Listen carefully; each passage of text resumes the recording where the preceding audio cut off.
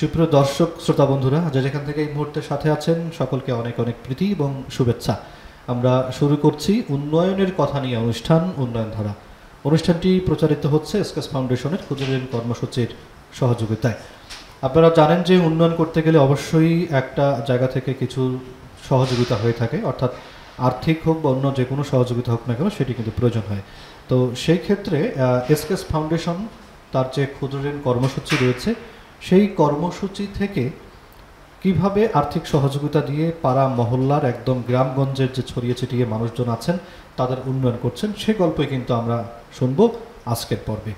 আর জানিয়ে রাখছি, আমাদের আজকের পর্বে অতিথি হিসেবে আছেন মোহাম্মদ ওবায়দুল ইসলাম, যিনি শাখা ব্যবস্থাপক হিসেবে কাজ করছেন ক্ষুদ্রঋণ কর্মসূচির কচুয়াহাট শাখায়, যেটি অবস্থিত শাখাটায়।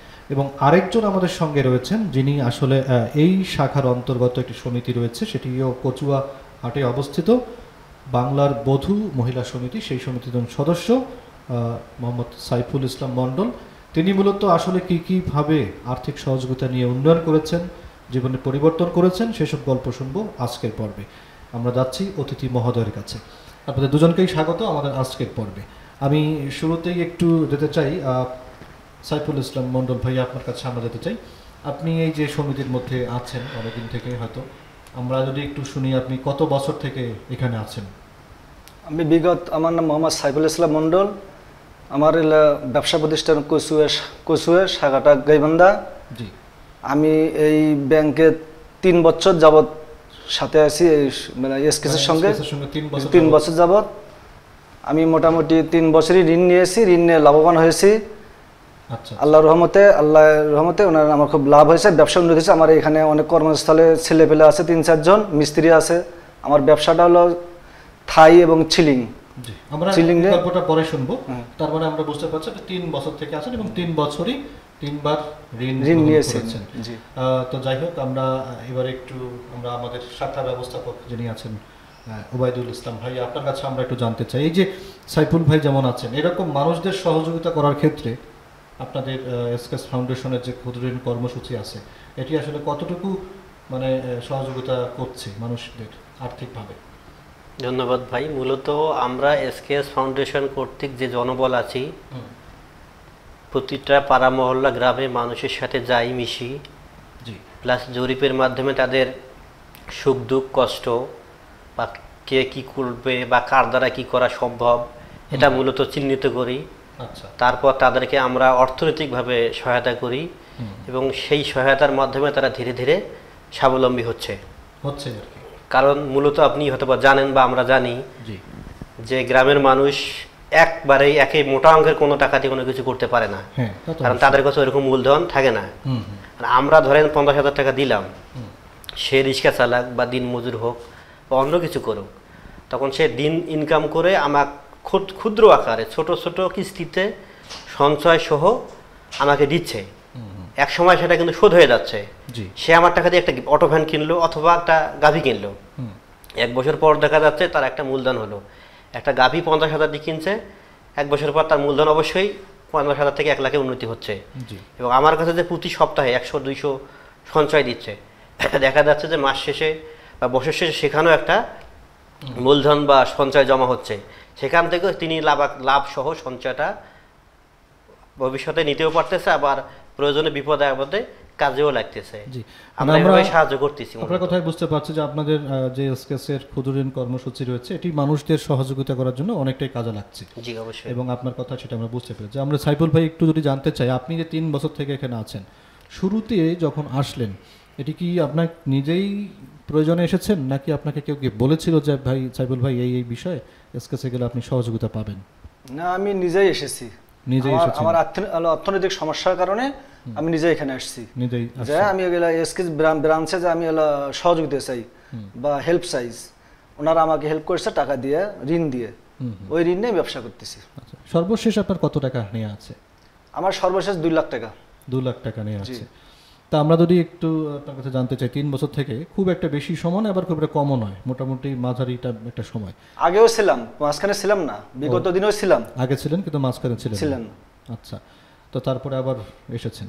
তো এই আমরা যদি একটু আপনার কাছে শুনতে চাই, আপনার টাকার যেহেতু প্রয়োজন পড়েছিল যার কারণে এসেছেন এখানে, এখন কেমন আছেন আর আগে যখন এসকেতে ছিলেন না তখন কেমন ছিলেন, দুইটার একটু শুনতে চাই। আগের চেয়ে আল্লাহ এখন ভালো রাখছে, এসকেজের ইন্টার নেওয়ার পর থেকে আল্লাহ এখন ভালো রাখছে, অনেক মানে ডেভেলপ করছি আমি আর কি।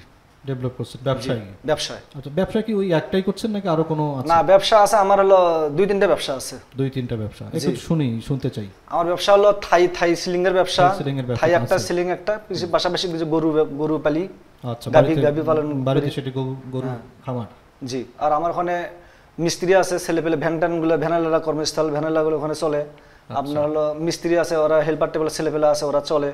মোটামুটি 4-5 জন লোক আমার ওখানে ইনশাআল্লাহ আল্লাহ রিজিক ওখানে রাখছে। ইয়ে করে মানে আপনার জিনিসপাতি নিয়ে গেলে ভ্যান লাগবে, তাহলে ভ্যান তারা আপনাদের সহযোগিতা করে। এবং আপনার যদি থাইয়ে যারা কাজ করবে, আপনি সবাই তো পারবে না, সেটা তো নির্দিষ্ট মিস্ত্রি লাগবে, তো তাদের জন্য একটা তারাও তো কাজের কোনো সুযোগ হচ্ছে। মানে আপনার একটা ব্যবসা প্রতিষ্ঠান থেকে মোটামুটি কয়েকজনের আয়ের একটা সুযোগ হচ্ছে। জি জি। তো আমরা আরো কিছু গল্প আপনার কাছে শুনবো। আমরা এবারে একটু ওবায়দুল ভাই, আপনার কাছে একটু আমরা জানতে চাই, কেউ যদি আপনাদের কাছে আসতে চায়, এসে আপনার কাছে সহযোগিতা নিতে চায়, তাহলে তার আসার প্রক্রিয়াটা কি, কিভাবে আপনাদের সঙ্গে যোগাযোগ করে আপনাদের কাছে আসতে পারে? মূলত আমরা একটু আগেই বললাম যে জরিপ করি, জরিপ করে আমাদের প্রত্যেক স্টাফদের পার্সোনাল নাম্বার আছে, জি, অফিসিয়াল নাম্বার, যে নাম্বার এবং কার্ড সহ তাদের কাছে আছে। তারা এলাকা মহল্লায় জরিপ করে কার্ডগুলো দিয়ে আসে।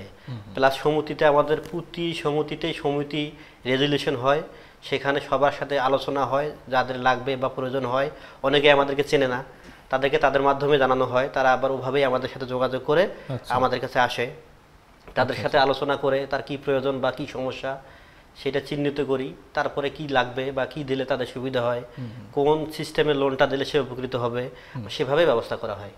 আচ্ছা, তাহলে সেভাবে আপনাদের মানে আপনাদের সমিতিগুলো একদম গ্রাম পর্যায়ে, সেখানকার যে সদস্যরা তাদের মাধ্যমে আপনারা জানিয়ে দেন যে কারো কোনো দরকার হলে আপনাদের সঙ্গে যোগাযোগ করতে পারে। আচ্ছা, তাহলে এই প্রক্রিয়া তারা আসতে পারে। জি। এছাড়াও সদস্য বাছাই করার কোনো প্রক্রিয়া আছে কিনা? আপনারা কি প্রক্রিয়া বাছাই করেন? মূলত আমরা সদস্য নির্বাচনের ক্ষেত্রে অবশ্যই প্রক্রিয়া আছে আমাদের। যেমন সদস্য নির্বাচনের ক্ষেত্রে সদস্যকে অবশ্যই এলাকার স্থায়ী বাসিন্দা হতে হবে। আচ্ছা। তারপর সে অবশ্যই প্রাপ্তবয়স্ক হতে হবে। প্রাপ্তবয়স্ক না হলে সে আবার আমাদের ইয়ার অন্তর্ভুক্ত হবে না, সদস্য। হ্যাঁ, আবার সে অবশ্যই বিবাহিত হতে হবে। বিবাহিত? হ্যাঁ, অবিবাহিতদেরকে তো আমরা লোন দিব না, কারণ তো ছেলেপেলে মানুষ তো আর লোনের আওতায় আসে না। সেটা তো অবশ্যই। আচ্ছা। তারপর তার যে সে টাকাটা নিবে বা আমাদের সাথে যে সদস্য হবে, সে সঞ্চয় করতে আগ্রহী কিনা, তার ভবিষ্যৎ চিন্তাধারা কেমন আছে, সে আবার সমাজের মধ্যে নেশাগ্রস্ত কিনা বা অন্য কোনো অপথে আছে কিনা, সামাজিক মর্যাদা বোধ আছে কিনা, এই সমস্ত কিছু সমন্বয় করে আমরা তাকে আর কি নির্বাচন করে থাকেন। তো এইভাবে তো মোটামুটি আপনারা অনেকগুলো নির্বাচন করেছেন। তো এখন পর্যন্ত নির্বাচিত সদস্য আপনাদের কতগুলো? আমার শাখায় সদস্য 1375 জন আছে। 1375 জন। এর মধ্যে লোন নেওয়া আছে 1239 জন। 1239 জন, অনেক জন। সমিতি আছে 64টি। 64টা সমিতি মধ্যে এই এতগুলো মানুষ। আপনি হয়তোবা জানলে অবাক হবেন, আমার সমিতিগুলো কিন্তু বাদের সাইটে চর এলাকায়। আর চরের মানুষ তো জানেনই আপনারা অবহেলিত। আমরা চেষ্টা করতেছি তাদেরকে স্বাবলম্বী করতে, একটু সমাজের মূল ধারায় ফিরিয়ে আনতে, অন্ধকার থেকে তারা আলোয় আসতে পারে। এই চেষ্টাটাই আমরা করতেছি। অনেক ভালো একটা বিষয় অবশ্য।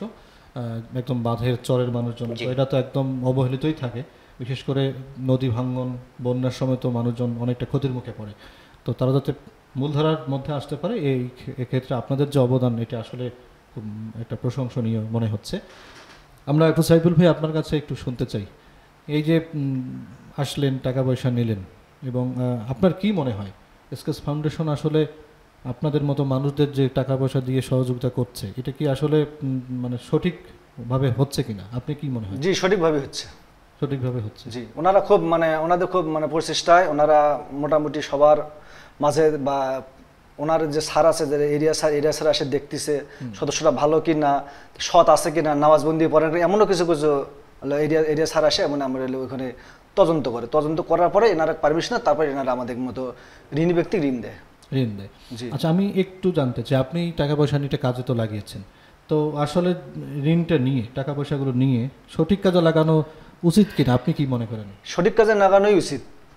না লাগালে কি হতে পারে একটু যদি বলেন। যদি নাহলে সে ক্ষতিগ্রস্তের মধ্যে পড়বে, সঠিক মধ্যে না দিলে ক্ষতিগ্রস্ত পড়বে, সে ঋণ হয়ে যাবে, আবার কিস্তি দিতে পারবে না, আচ্ছা সে অভাবের মধ্যে পড়ে যাবে। আর সঠিক যদি কাজে কোনো ব্যবসার ক্ষেত্রে টাকা লাগায়, ওখান থেকে ওই মাল দিয়ে সে বেচা কিনা করে উন্নতি করতে পারবে। আপনার পরিবারের সদস্য সংখ্যা কতজন এখন? আমরা পরিবারের সদস্য সংখ্যা হলো 5 জন, সব মিলে 5 জন আছেন। তো আপনার এই ব্যবসা প্রতিষ্ঠান দিয়েই সবার সংসার চলছে? জি ইনশাআল্লাহ চলে, আল্লাহ চালাচ্ছে, অনেক ভালোভাবেই চলছে, আল্লাহ চালাচ্ছে, ভালোভাবেই চালাচ্ছে। তো আমি একটু জানতে চাই আপনার কাছে, মানুষ যাতে উন্নয়ন করতে পারে এক্ষেত্রে যেমন স্কেচ ফাউন্ডেশন আছে, আর্থিক সহযোগিতা তারা নিতে পারে। যেমনটি ভাই শুরুতে বলছিলেন যে সবার কাছে তো একবারে অনেকগুলো টাকা থাকে না, হয়তো কিছু আছে আর কিছু তারা সহযোগিতা করে এটা করতে পারে। তো এই উন্নয়ন করার ক্ষেত্রে আপনার কাছে একটু আমরা জানতে চাই, আপনার অভিজ্ঞতা থেকে আমাদের কি কি করা দরকার? উন্নয়ন আমরা জীবনে যদি করতে চাই তাহলে আমাদের কি করা দরকার? আপনাদের অফিস যদি পাশে কোনো গরিব মেলা বা দুর্বল বা চরের কিছু কিছু লোকের পাশে যদি দাঁড়ায়, কিছু যদি হেল্প করে, ঋণ যদি দেয়, তারপরে আপনি হলো একটু স্বল্প ঋণে যদি ওরা পায় আরো বা স্বল্প সুদে পায়, তাহলে ওরা উপকৃত হবে। আচ্ছা, যারা ঋণ নিচ্ছেন তারা যেভাবে ঋণ নিচ্ছেন তারা যেন উন্নয়ন করতে পারে, তাদের জন্য আপনার পরামর্শ কি? তারা আসলে কি, তাদেরকে কি করতে হবে? তারা ওই টাকাটা না তাদেরকে ব্যবসার ক্ষেত্রে নাহলে গরু গাভী পালন করতে হবে, নাহলে ব্যবসা করতে হবে, যে কোনো ব্যবসা তারা করাই লাগবে। না করলে ওই টাকাটা যদি বাড়িতে খরচ করে খায় তাহলে আগাতে পারবে না। ব্যবসা নাহলে গাভী পালন যে কোনো একটা করতে হবে, যে কোনোটা করতে হবে। করতে ওই টাকা ওটা মুনাফা যে লাভ আসবে, ওই লাভের অংশ তারা খাবে আর আসল টাকাটা তাদের থেকে দেবে, তখন কিস্তিতে তাদের কোনো কষ্ট হবে না। যে আমরা ওবায়দুল ভাই আপনার কাছে একটু জানতে চাই আর এবারে, আমরা তো সঞ্চয়ের কথাও শুনেছি, আপনাদের এখানে বললেন যে সঞ্চয় করার মানসিকতা আছে কিনা সেটাও দেখেন। তো আপনাদের এখানে সঞ্চয় করার তো প্রক্রিয়াও আছে, কয়েকটা ধাপে মনে হয় করা যায়, একটু সেটা নিয়ে যদি আমাদেরকে একটু বলেন কি কিভাবে সঞ্চয় করার সুযোগ আছে? আমাদের এখানে সঞ্চয় মূলত সদস্যরা সঞ্চয় হিসাবে যেটা সাধারণ সঞ্চয় আমরা মূলত বলি, সেটা 50 টাকা থেকে শুরু করে উনি যে কোনো অ্যামাউন্ট রাখতে পারে, প্রতি সপ্তাহেও রাখতে পারে, প্রতি মাসেও রাখতে পারে। আচ্ছা, প্রয়োজনে উনি আবার ওটা উঠাইতেও পারে, ওনার যে কোনো প্রয়োজন লাগে, আবার উনি ওটা জমাও রাখতে পারে। দ্বিতীয়ত আমাদের আরেকটা সঞ্চয় আছে, সেটাকে আমরা মাসিক সঞ্চয় বলি, যেটা এসকেএস এর ভাষায় এসএসপি বলা হয়। এটা আবার ওই দীর্ঘমেয়াদী আছে, 3 বছর থেকে 10 বছর পর্যন্ত আছে। এখানে 10 বছর করলে দেখা যায় যে প্রায় যা জমে তার ডাবল লাভ পাওয়া যায়। এছাড়াও আমাদের দ্বিগুণ মেয়াদী বা মাসিক মুনাফা নামে একটা স্কিম চালু আছে, যেটা PLS 1-2 বলা হয়। এখানে যদি কেউ টাকা রাখে তাহলে যেটা আমার দ্বিগুণ মেয়াদী বা PLS 2, সেটা 6 বছরে ডাবল পাওয়া যায়। যদি 1 লাখ রাখে 2 লাখ পাবে, 2 লাখ রাখে 4 লাখ পাবে। আচ্ছা, আর যদি কেউ মাসিক মুনাফা আকারে রাখতে চায়, সে প্রতি মাসে 1000 টাকা করে লাভ নিতে পারবে, বছরে 12,000 প্রতি লাখে। হ্যাঁ, প্রত্যেক লাখে 12 যত লাখ রাখবে অত টাকা প্রত্যেক মাসেই পাবে। আর দ্বিগুণ মেয়াদী যেটা বলেন 6 বছর, 6 বছরে ডাবল পাবে, যত টাকা রাখবে তার ডাবল। জি, এছাড়া তো যেটা বললেন 50 টাকা থেকে তার ইচ্ছা মতো রাখতে পারে, সাপ্তাহিক হতে পারে, মাসিকও হতে পারে। মানে তাহলে অনেক কিছু প্রক্রিয়ায় আমাদের সঞ্চয় করার সুযোগ। জি অবশ্যই। আমরা একটু আপনার কাছে জানতে চাই, এই যে আমরা দেখি যে আপনার যেটা কর্মী আছেন, আপনারা যারা কাজ করছেন একদম পাড়া মহল্লায়, বৃষ্টির দিন একে কাদা মাটি যেটাই হোক না কেন, যে দুর্যোগ যেমনই আসুক না কেন, তারপরও আপনার সেই গ্রামের মানুষদের কাছে যাচ্ছেন, মানে এটা মূলত করার কারণটা কি আপনাদের?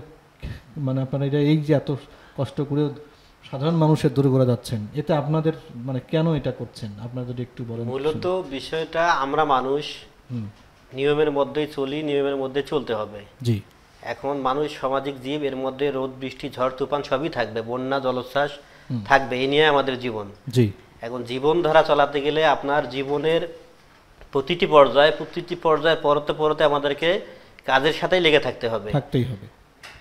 কাজের সাথে যদি না লেগে থাকি, আমরা যদি নিজের উন্নয়ন নিজে না করি, আমাদের উন্নয়ন কিন্তু কেউ করে দিবে না। আমাদের উন্নয়ন আমাদেরকেই করতে হবে। এই চিন্তাধারা থেকেই আমরা সদস্য দ্বার প্রান্তে যাচ্ছি।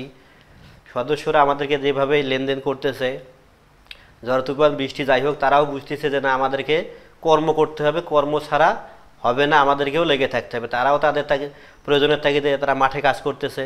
আর আপনি হয়তো জানেন যে এখন উন্নত যুগ, ঝড় বৃষ্টি যেটাই হোক তার প্রতিরোধক ব্যবস্থা অবশ্যই আছে, ছাতা আছে, তারপরে ধরেন আপনার রেইনকোট আছে বা অন্য সামগ্রী আছে।